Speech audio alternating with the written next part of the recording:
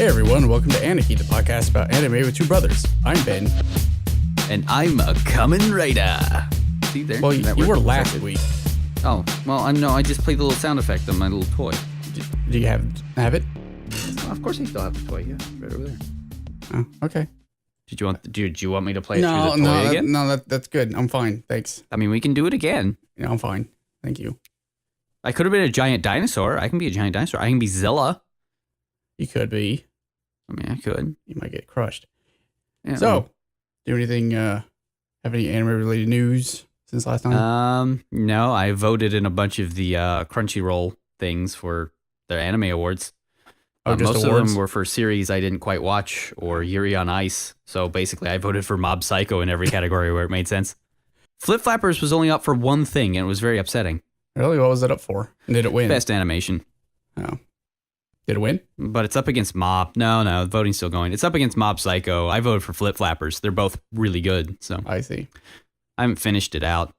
Christmas started, and I work retail, so makes sense. Sort of shut down everything there for a while.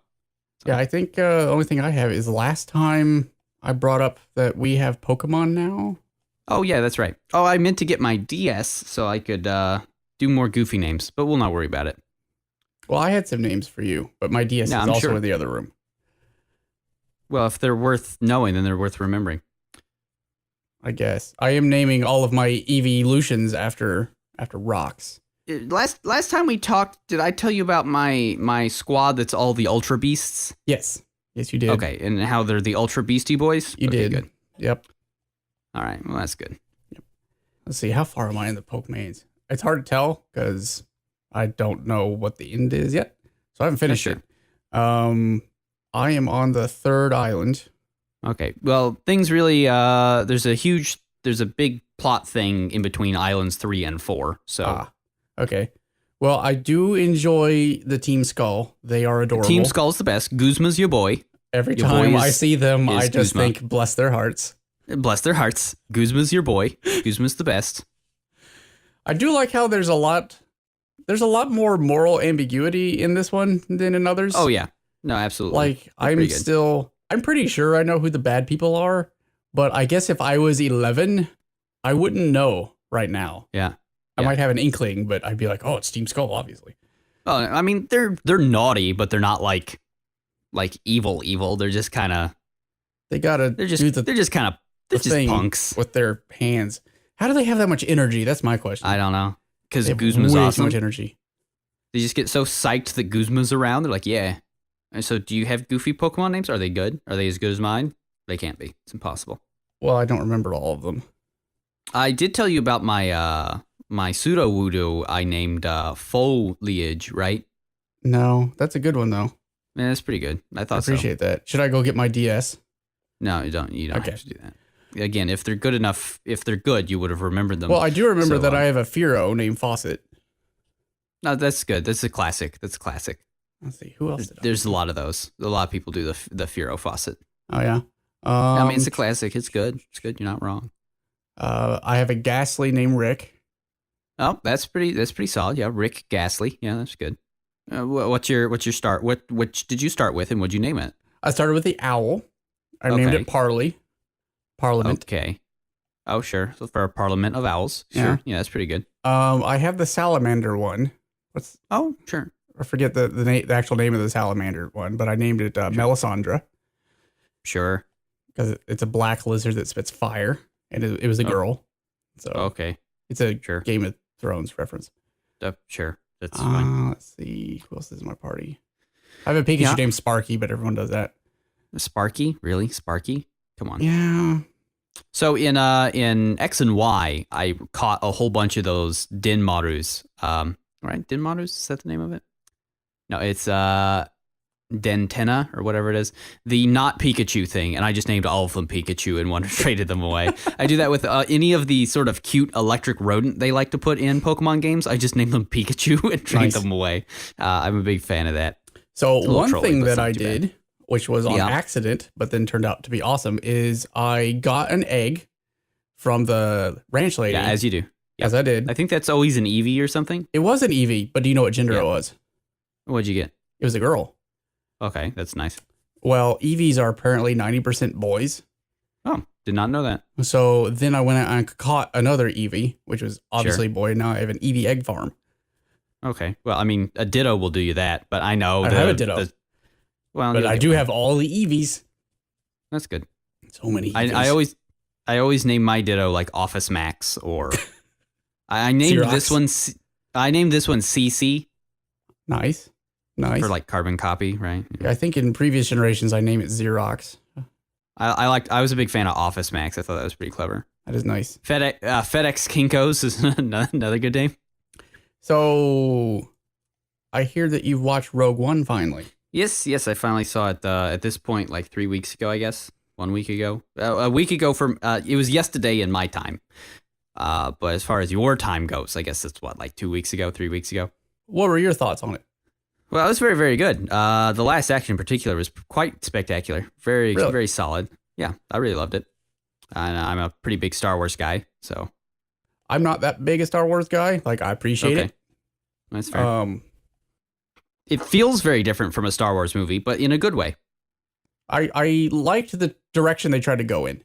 Yeah, is the prequel we deserved? Yeah, rather than the ones definitely. We got. Well, not. Yeah, I would say that it's a good war movie, and it's a decent Star Wars movie. But I'm not sure that it goes beyond that. So I gave it like when I initially came out of the movie theater, I gave it like an A-ish. Sure, yeah, it's pretty good. Right. After having sat on it for about 2 weeks, yeah, I think I might lower it just a tad to like a nice solid B. All right. I was gonna say, it depends on how you define a Star Wars movie. Like, I mean, it's very different from the mainline Star Wars movies, but I mean, it's infinitely better than the prequels and feels a lot better than the prequels. I mean, it's got a different feel to it from the mainline Star Wars movies, and that's not necessarily a bad thing. I mean, the whole thing's basically a proof of concept that they can do like official side stories, and I mean, it worked for that. That's for sure. There were one or two things that really didn't sit well with me. So, by the way, spoilers. I don't want to spoiler anybody, but if you don't want to listen to the rest of this, skip to the One Punch Man part. I had only like 2 really big gripes with it. Like there are a lot of little nitpicky gripes that I could go into, but they're not really worth going into. But number one, especially if they're lore related, because I can probably like go on a lot about like that. Well, number one is like characterization. There wasn't any. I think that's my biggest one. Some of the side team definitely, like the 2 defenders of the temple, could have used a little bit more character development. But then Jin herself doesn't really have an arc. I mean, she has one. You can see that it is there. It was written in, but I didn't feel it. That's fair. I liked the fact that we first see her in like a transport prisoner vehicle thing, and I'm like, wow, she's gotten into a scrap of trouble. She's on the bad side of the law. I wonder what kind of girl this is going to be. And then we don't get any of that. She turns into super optimist girl pretty quick for no real reason. Yeah, I mean, that's fair.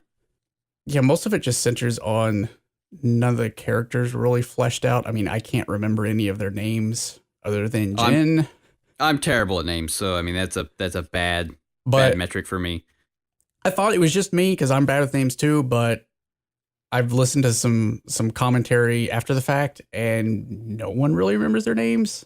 Like some of them remember like the ninja dude, but no one remembers Ninja Dude's friend's name. Oh yeah, no, I have no idea who he was. Yeah, there's some other things like with Forrest Whitaker's character, which didn't need to be there. Yeah, that's nitpicking. But the other big thing was I didn't like the ending. Really? And let me stress that I didn't like the ending of the movie. I liked the ending of the story. The ending of the story ends on that beach. But I didn't really like the end of the movie. I would have been fine if Leia wasn't there. Oh, I liked that. That was really nice. I'm a big fan. If it dropped Leia, I think it needed some mental distance from New Hope. I feel like it needed to be like, you could still drop the blockade runner and have it shoot off into the distance and leave everything else the same. Because you don't know, is Leia on there? Are they going to go find Leia? Because she really doesn't, A, need to be in this battle. B, she seems her attitude is not the same as one would expect a princess who just watched thousands of her fellows die horribly just a second ago. I mean, they didn't quite. Like, that was... A lot of them did. Different planet and whatnot, but okay, sure. And then C, it just... I feel like if she hadn't been there, you could wonder, well, is she actually on the ship?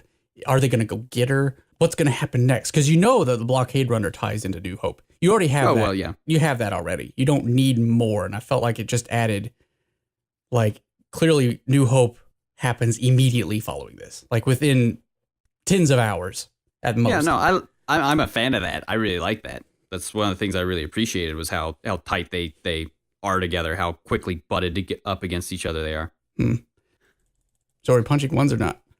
Oh yeah, no, we can fight a Lizard King. You want to fight a Lizard King? Yeah, let's do it.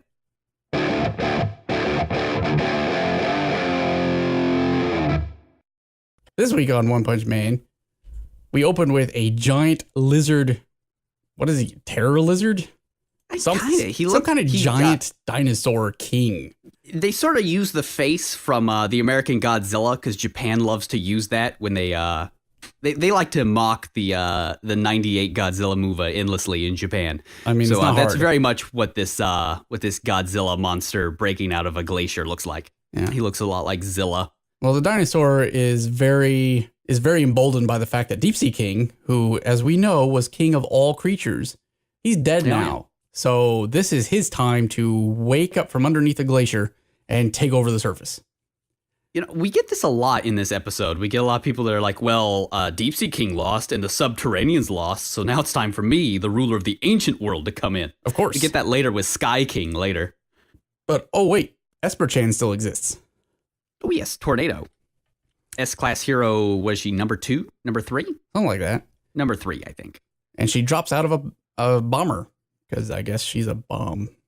Now, I will call shenanigans on her psychically taking that parka off. It's got to be like cold as all get out up there. Well, she has her force field around her. It keeps her warm. I'm not quite sure that keeps one warm. I'm more wondering why she had to be flown there when she's an Esper and can fly herself. Fly there? Well, I mean, because she would be cold. That's why she needed the parka on the plane. I mean, that's obvious. Either way, as soon as she lands, we get to the op. Our title card, which is Unparalleled Peril. It's a very short pre-op series here. It is, because we have a lot to do. A lot of things to do in this episode. So immediately, the dinosaur is like, so who are you, tiny little green-haired girl? And she doesn't really care, because she's on the phone being annoyed that people are like, hey, I really you like should probably Tornado. Come back now. I'm a fan of Tornado. She's very annoying. She's very tsundere, like hard. I don't know if she's tsundere as much as she is just TsunTsun. Yeah, just TsunTsun all the time. Yeah, no, that's about right. But I do really like this exchange where the dinosaur is really put off by this whole thing. He's like, "You're ignoring me." It's a very trope scene, but I like it a lot. Well, I just like the size difference. That's the thing. Yeah, it works really well. Especially when he leans in and is like, "Are you done yet?" She's like, "Dude, are you trying to be like scary with that big like chin thing?" Yeah, so he tries to step on her, and that doesn't really work because of course not. She's a Esper and all. And then he's like, "Oh, you're gonna try and destroy me, huh? Well, let me tell you something. Only a giant meteor is gonna destroy me." And she's like, "Oh, smash cut to giant meteor." Done. Oops. Giant meteor falls from the sky, hits him, destroys him. It's great. I like it. I like the shot of just his bones there in the giant still glowing crater. And she's like, "Yeah, well, call me again when you wake up from another 65 million year nap." And he is just bones. Yeah, he's done. So then we cut to a dojo out in the middle of nowhere where Silverfang is teaching the boys. Well, he's demonstrating for the boys. He is Rex Kwon Doing for the boys. He's like, "Hey, you guys want to see some stuff? Maybe want to try out some lessons? First one's free." Yeah, always. And Saitama's like, "You wanted to show us a sales pitch? Is that what this was? Okay." Silverfang does have one student who is quite devoted to his master, much like Genos is to Saitama. Yeah, he's got Sasuke over here being like, "Don't you dare to offend my ninja master." And Genos is just like, "Oh, you want to fight, huh?" Just picks him up by his throat. And Silverfang's like, dude, you need to lay off because this guy here, he's like thousands of times stronger than I am. Yeah. Dude cannot believe it. But before they really have time to discuss that, suddenly a dude bursts through the doors like, hey, all the S-Class guys are being summoned. You guys need to come to headquarters. Step up. Got step 2. And I really like the response that Saitama gives. Because Silverfang and Genos are being summoned. Not him. But Genos is like, hey, since all the S-Class guys are being summoned, it sounds pretty serious. Will you come too? He's like, you know what? I will, since I have nothing to do. Himades. I think that's what he says. Himades. It's another just like, I have free time. It's great. I'm not a huge fan of how they translate Hima in this show in the English sub, but I mean, I guess it's the best you can do. It lacks a certain je ne sais quoi of the of just them saying Hima, which is like, good, got all this free time. It's the same thing with Shumi, where he's a hero for fun. It's like, no, he's doing it as a legit hobby, as if just like collecting cards or playing Yu-Gi-Oh. Some people collect magic cards. Saitama one punches. Same level. He collects punches. He collects punches. He collects things that have been punched. So we cut to headquarters and we meet some more heroes. I love this scene. It's really great in the manga too. We get Atomic Samurai. I like Atomic Samurai. Saitama renames middle-aged hero dude. I mean, and we get the Esper's real name, or at least hero name, which is Tornado. Or as Saitama calls her, Sassy Lost Girl. My go is Lost Girl. Lost Kid. Oh my goodness. An unattended child.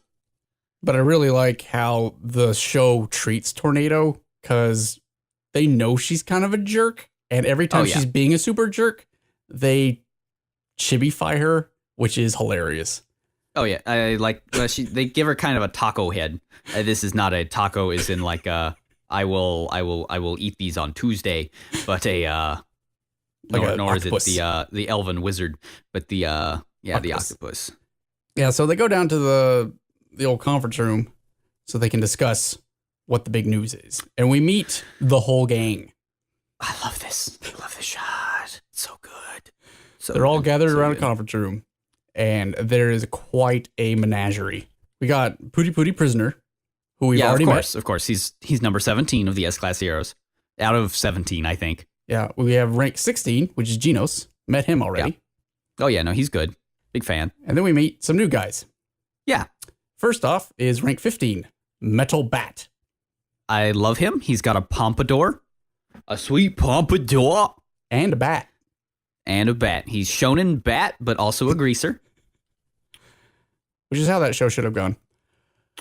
Yeah, I mean, very different. Then we have rank 14, Tank Top Master. Yes, we've got it. We've now met the whole Tank Top family. He seems much more down to earth than the other two. Yeah, he seems a lot cooler. He's not as much of a hothead. I wonder how they're related. Are they cousins, brothers? I don't know. But family? Maybe that's heard of Saitama somewhere. Maybe that's Tank Top Dad. Sorry, I sort of Justined on that one. Tank Top Dad. Maybe he's Papa Tank Top. Otherwise, they could have just named him Tank Top Papa, which also would have been a good name, actually. Let's see. Then we got rank 13, Flashy Flash. I'm a big fan of him. He looks like an elf. I have no idea his powers, but he's got some berets. I assume he flashes, which could be good or bad, depending. Who knows what kind of heroes these are. What's the kanji for his name? I don't know the first one. Really? But it is something about light, so it's Flash. Light, yeah, I guess. So. Let's see. Rank 12.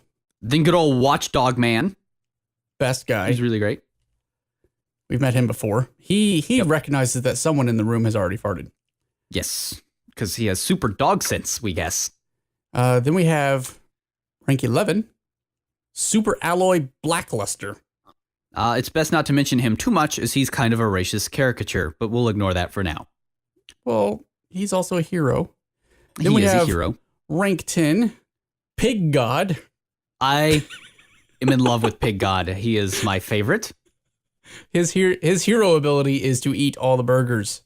I think he just eats bad guys. Do you think that's what he does? That's about all you need to know about Pig God. He has several necks. Busukami. Then rank 9, Drive Knight, who looks a lot like... I don't know this guy's story. He's basically Meta Knight from Kirby, but as a human being. He's a Kajinka-vied version of Meta Knight. Don't know what his deal is. He has a red eye. We have rank 8, Zombie Man. I like his look. Whose only interest is in why Pig God ever stops eating or not. He does not. Rank 7, King. I like how in this scene we get some sort of like statement or sound effect from everybody. Like Pig God is just him smacking his lips while he's eating stuff, but everybody else has some little smart phrase. And then we get to King and it's just like an intense heartbeat where it's like he is ready to kill at any time. You don't mess with King. Well, he's also got 3 giant scars on his face, so you know he's seen some stuff. He's not like themed as like a Burger King. No, he's just a guy. And you don't want to mess with him. He's kind of like if Archer was like a giant badass. It's kind of he's got like the black turtleneck. Yeah. He's got kind of a bit of a mullet thing going. You don't want to mess with King. Then we got rank 6, Metal Knight, who is not here. Not here. He's missing. Not a cool bro, Metal Knight. Then we get rank 5, Child Emperor, who's just a kid with a lollipop. And then we get rank 4, Atomic Samurai, who we just met. There we go. Like him. Rank 3, Silverfang. Silverfang's 3. Okay, then Tornado must be 2. Rank 2, Tornado, who's annoying still. And then rank 1, Blast, who's not here. Not here. And then Class B, rank 63, Saitama. Saitama. He's ranked up since the end of last episode. I do want to point out that the show has framed him as ahead of Blast, which it should. You're not wrong. Yeah. No, he wants to know if he can have some tea. Yeah. Somebody does get it for him. Which brings the conversation quickly to a halt. Oh, he does get tea. I didn't see that the first time. Some little creature or robot comes and brings it to him here soon. Nice. Pretty cute. I wonder what Saitama did between the end of last episode and the beginning of this one. Because at the end of last episode, he was rank 101B, and now he's 63. So he's already ranked up. Nice. I don't know. Probably punch something. I would assume. I mean, yeah, I guess so. I guess if we had to place odds, him punching something would probably be high up there. I mean, he's not one kick man, so I mean, we can probably safely rule out him kicking stuff. But it's probably a safe bet with punching. So then we get not really the boss man, but someone who knows what's going on coming in and telling him what's going on. Yeah. It turns out Madame Shibaba, which is really funny as a joke, because it's basically Death Baba or Death Granny. She's dead. Surprise. Oh, I do like the way they frame this. They build up this joke pretty well. I mean, because she was like having like a crazy conniption fit at the end of last episode. She saw something in her crystal ball, freaking her out. Yeah, turns out it's cough drop. She choked on it. She was viewing some horrible calamity that was going to befall the earth in the next 6 months, and it was so worrisome that she died. No, that's not it. She was so worried she coughed a lot, and then when she had the cough drop, she choked on it and died that way. Which is funny because in a second they'll tell you that they actually had a bodyguard with her who apparently couldn't do anything about the cough drop. He didn't know the Heimlich. It's okay. I guess it happens. Some hero. Well, it wasn't a hero. It was just a bodyguard. There was their problem. Now, if they had put Moomin Rider on that duty, he'd be all over that. Done. Things would be different. If Blastoise was the hero, things would have been different around here. They do say that she was a great seer. She saw into the future. Yeah. She didn't predict everything, but the things that she did predict, 100% true facts came true. Yep, basically. And her last prediction was in the next 6 months, the Earth is going to be in trouble. In trouble. Which is Child bad. Emperor is like, really? Trouble? That's it? We're here for trouble because the Earth is going to be in trouble? She's like, no, you don't understand. She had predicted like, horrible tsunamis, terrible earthquakes where thousands of people died. And she not once in those used the word trouble. What's the word they're using here? You're saying Yabai, right? Yeah, Yabai. Yabai. Let's get a... Yabai. Dangerous, risky, awful, terrible, crap. Yeah, see, there you go. Also a mountain Japanese apricot. Isn't that nice? Maybe that's what she meant. Maybe she just was so worried the Earth was going to turn. It was going to turn into an apricot. It's just going to be terrible. Oh dear. Yeah. So there you go. It's just bad way. So they're all like, "Oh, well, I guess this is bad news. That's not cool." But they all point out, you said it's going to be within 6 months, so that could be any time, right? Yeah. Like, you don't know when that is. And Saitama's like, yeah, it could be today. Could be tomorrow. Could be any time. Like, excuse me, who are you again, Saitama? But he's right, because almost immediately the place is attacked by Tengus. But, yep. Well, one Tengu and a bunch of other, like, just flying monsters, because none of the others have that nose. That sweet, sweet Tengu nose. Hawk, eagle, and it's a bunch of like sky people. One's a bat. Yeah, because again, like the Subterraneans lost, the Dinosaur King lost, the Sea King lost. So now is the time for Sky King. Surely, where all the other elemental kings have lost, Sky King. Oh, he's cut in half immediately by none of the heroes. Clearly, a hero is going to. Oh no! This is some horrible thing I don't want to describe because it is horrifying. It is the biggest bad you've ever seen. Yeah, it's like a demon thing with horrific muscles and bat wings and like 7 heads stacked on top of each other. Yeah, this creature is bad. Yeah, because he's already morphed his hand into a big axe, which cut through Tengu. He dead. And then we cut to a wide shot of a giant spaceship which has parked itself right over City A. It's basically the size of all City A. And then some purple glows from out from underneath it. And then the city's gone. And then it's not as big as City A because City A no longer exists. Bad news. Bad news. Out. Yeah, bad news bears. No popping out of horses, but definitely bad news. That's true. Yeah, I mean, a blown up city does equate one man popping out of a horse, I guess. I like how just like right after this commercial break, we get that these big glowing purple lights and stuff weren't lasers. They're just giant bullets. Yeah. Which is pretty sweet. I applaud the goofiness of super high alien tech being a big bullet. It is a big bullet. Yeah, we come back from the eye catch and... Oh, who was the eye catch?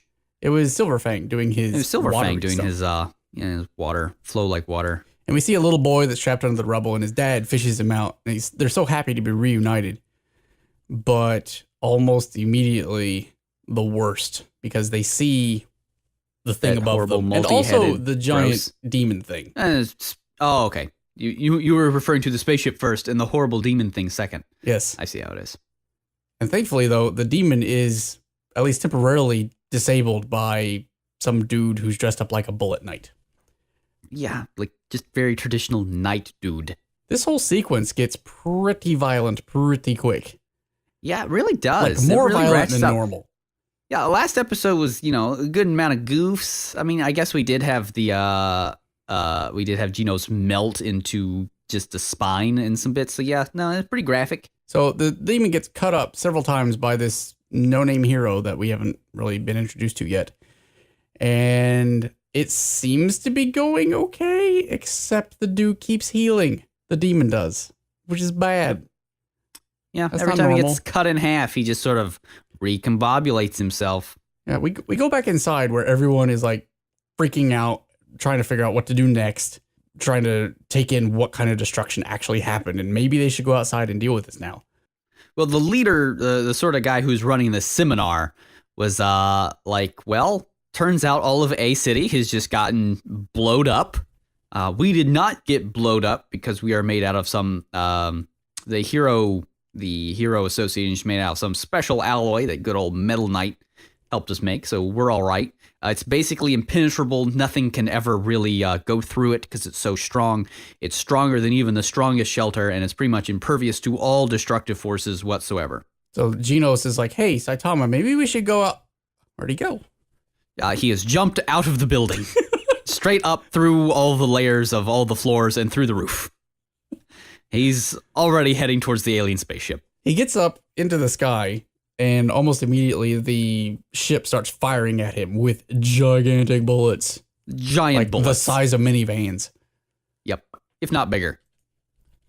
Of course, he dodges them, but still, there's a lot of bullets. And it turns out, yeah, these are the things that actually destroyed the city. Yep, you'd think that this super sweet thing used like a laser, some sort of sonic wave, but no.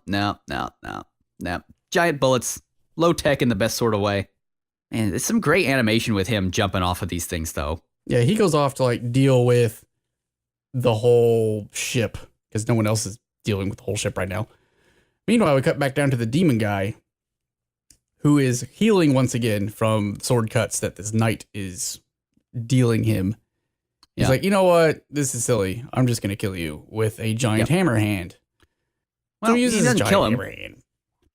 And once again, we get a character who is disarmed. Ripped his whole arm off. Yep, once again. And then the demon thing splits into several pieces. Like each one of his heads. Several bodies. Yeah, each one of his heads gets its own individual body, and it's just, can't be good. So they are about ready to take out this dude and all of his friends. Except Atomic Samurai. He shows up and gets them all down. But he's told right away, hey, wait, swords don't work on this guy. You don't understand. He's like, well, you don't understand. You just aren't good at the way of the sword because I am the best. And to be fair, he does shard this guy up. Like, doesn't really matter because all the shards regather and form into this hideous hail beast. Well, I mean, all he has to do is hit it again, and it does just sort of fall apart. It's like all of his heads sort of merge on each other. Head. So he has several jaws and several sets of eyes. Teeth. Yeah, that's real creepy. This thing's spooky. He's pretty creepy and indestructible. Well, I mean, indestructible is a bad word. He's immortal. I guess. Put it that way. Yeah. Because they can blow him up all day, as they have been, but he just sort of reconstitutes. But then the team assembles. We got Silverfang. He shows up. Shonen Bat, Metal Bat, whatever his name is. From behind, as he's wont to do. Putty prisoner. Yes! Who's going to claim vengeance and is actually going to do what he's supposed to do, which is do combination attacks with each attack delivered with the intent to kill. So now it is Dark Angel Flash. And he just goes to town on this guy, punching him. He hams it up all over, with the intent to kill in each one. One can only assume that he kills this beast instantly. Obviously. But before we see that, we cut over to we go into headquarters where they realize, maybe we need a new classification for this.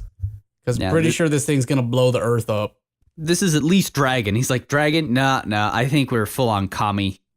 This is God calling level. It now. This is God level. This is bad. It's bad. Yeah. All A just got blowed up. So we cut to the B team. Well, sort of. We have Genos in here. This is the ship team. This is the boarding team. There's the ground team, and I guess this is the sky team, building, ceiling team. I don't know.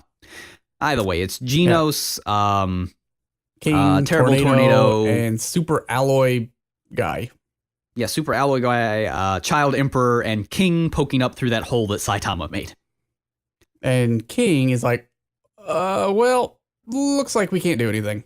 At least I can't. Because I can't fly, so can't punch what's in the air. So sorry about that. Maybe we should call Metal Knight. And here we find out that Tornado is a psycho brat. Oh, yeah. Well, we find out more. Because she's like, King, you can't do anything. Fine, I'll just go up there myself and deal with it. And Genos is like, oh, well, then I'll go with you. She's like, I don't think you heard me. I'm going to go up there by myself. What I like about this is Super Alloy, like 2 times is like, dude, don't mess with that person. They will kill you. Because when Terrible Tornado like tells off King, Super Alloy's like, dude, don't tell off King. King will kill you. And when Genos is like, no, dude, I will help you, Tornado. He's like, dude, don't mess with Tornado. She will kill you. Some heroes, these guys. Yeah, S-Class heroes are a bunch of jerks. So we immediately cut into the ship where Saitama's running about, already causing such a ruckus. Yeah, because Genos is like, okay, well, it doesn't really matter. None of us really need to attack the ship anyway, because Saitama's already boarded it. And if I know anything about anything, it's that they're pretty much already toast. Pretty much. And when we cut inside, it's true. And these alien designs are awesome. There are so many different aliens on this ship. And they're all real goofy. Well, the best one is the guy that he's littered the floor with corpses already. But there's one guy up above who's like, "Oh, you think you can stop us all, huh? Well, you can't defeat me with my super acid breath." Yeah, I'm Gorybas. I'm the best in the world. I am I'm an Audrey 2 with Audrey 2 for my hands and Audrey 2 for my face, and I'm gonna add. Oh, I died. Squish. No, that's harsh. Yep. That sucks. You know, you would think this joke would get old after 12 episodes, but you know what? It just never really does. It doesn't, because you're so used to, oh, another dude has shown up. Now we must fight. Oh, it's over. No. That was quick. I do like as Saitama is moving through this, he's just punching everything, and he does kick a little bit. He just punches and kicks every single wall as he's going, and he's like, man, a boss should have shown up by now. Very much as if it is a video game. A boss does, or at least we as the audience get to see the boss. Yeah, we get clued in on the boss. And this guy's cool looking. I like this guy. 80s Cyclops. He's sweet. That's what he is. Now, when you say 80s Cyclops, do you mean a Cyclops that would be from the 80s, or like Cyclops when he was in the 80s, as in like 80s Cyclops? There we go. Like, are you talking about? I'm not talking about X-Men. No. Okay, so you're talking about a Cyclops that would be from the 80s, not. Yes, in a hairband. Oh, okay. I mean, it's important. There's a difference between an 80s Cyclops and 80s Cyclops. Definitely. But no. This is just a Cyclops who should have been in an 80s hairband. Oh, okay. Fair enough. So we get our ending right after that. And unfortunately, no bonus clip. Just the title card for next time. So, what was your best of this episode? Best? Man, I don't know. This was very much a setup episode, so it's tough. I think best has to be the scene where they're just introducing all the heroes at the table, because you get to see more of this world's ridiculous heroes, and it's a great gag introducing all of the S-class heroes, and then just Class B, rank 63. Good old Saitama. He's here too. Hi, want some tea? Can I have some tea? Can I have some tea? Like, that would be good. I was told there would be tea. My best was that we actually have some real villains. Like, yeah, that's pretty cool. Like Deep Sea King was pretty badass, but the dude with the heads, he's clearly going to be some trouble. And Saitama is off dealing with bigger, badder things than to deal with that. That's a clever thing to do in the show too, where it's just like, well, we are going to raise the stakes by having Saitama fighting someone worse than this dude. Yeah. So it means you're going to have to see all the other heroes use their powers to actually defeat a guy. Yeah. Or try to, anyway. What was your worst? Worst. After the commercial break, you do get a good amount of just sort of fiddle farting around. I mean, yeah, we're sort of introducing and setting up, but it's just kind of like, come on, let's fight. Let's do this. Yeah. I understand the threat's real big and harsh. Can we just do that? Can we get to the punching? My worst was Tornado. Oh, I like Tornado. I mean, I know that she's there for comic relief, but she's just so overbearing. Oh, I like her. Although I do like the fact that they sort of soften the fact that she's overbearing by putting her in that ridiculous chibi form when she does it. Where it just sort of lets you know that, like, everyone is everything aware she's doing is being a little ridiculous. Yes. Yeah, what do you have for MVP? MVP, I think it's got to be Tornado, right? Really? For taking out Dinosaur King, Thunder Lizard King. I could guy. see that in a sassy way. Yeah. Mine is Iranio, which is the name of that knight dude. Oh yeah, because he helps take that guy off. I say we give him a hand. Okay. Oh, I see. He does need one. That's true. Yeah. Yeah, I see. I see what you did there. I mean, he's definitely not an S-class hero, and he's out there standing up to this. They do mention thing. who he is. He is the apprentice for Atomic Samurai, and that's kind of but he's definitely not S-class. No. He's probably like A. I think he's A class. Mm-hmm. Oh. So next time we get to see at least some Cyclops fight. I think. Yeah, I don't know. I know we're gonna see more of the immortal head thing fight. Yeah. And some really great aliens. You're gonna like the aliens. Oh, I bet. I like goofy designs, and this show does a good job at giving you goofy designs. Like it Goofy does a good job designs of and mixing goofy characters. It's the best. Yeah. It does a great job of mixing like kind of hardcore sweet fighting monster designs with right next to like super goofy ones. Yeah. So yeah, next time, Dominator of the Universe. It's a good name. Is it referring to Saitama? It's referring to Saitama, isn't it? Could be. Who knows?